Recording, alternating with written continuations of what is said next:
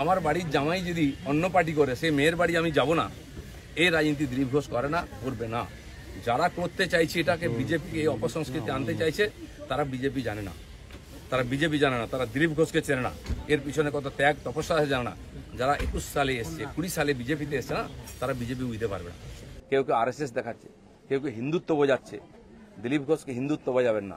আমার কাটলে গায়ে হিন্দুর রক্ত বেরোবে, বিজেপির রক্ত বেরোবে। বাকিদের গায়ে কি রক্ত আছে আমি জানি না, কারণ বহু জায়গায় ঘুরে এসছেন তারা।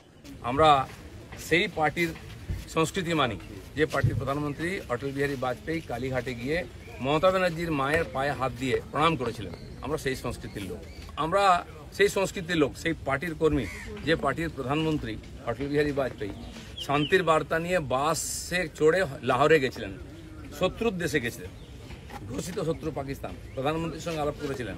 ফিরে আসার পরে পাকিস্তান আক্রমণ করেছিল, কার্গিল যুদ্ধ হয়েছিল, অটল বিহারীর হাত কাঁপেনি, মিরাজ পাঠিয়ে দিয়ে, সেনা পাঠিয়ে দিয়ে সমস্ত বাংকার গুঁড়িয়ে দিয়েছিলেন। আমার প্রধানমন্ত্রী নরেন্দ্র মোদী তিনি নওয়াজ শরীফের বাড়িতে বিয়েতে নেমন্ত্রণ রক্ষা করতে গেছিলেন, কোনো প্রোটোকল মানেননি, আশীর্বাদ করেছিলেন মেয়েকে। কিন্তু তারপরে পাঠানকোট হয়েছিল, পুলওয়ামা হয়েছিল, কিন্তু নরেন্দ্র মোদী সার্জিক্যাল স্ট্রাইক করতে, এয়ার স্ট্রাইক করতে পিছিয়ে যাননি, কারণ এটাই বিজেপি, এটাই ভারতীয় সংস্কৃতি।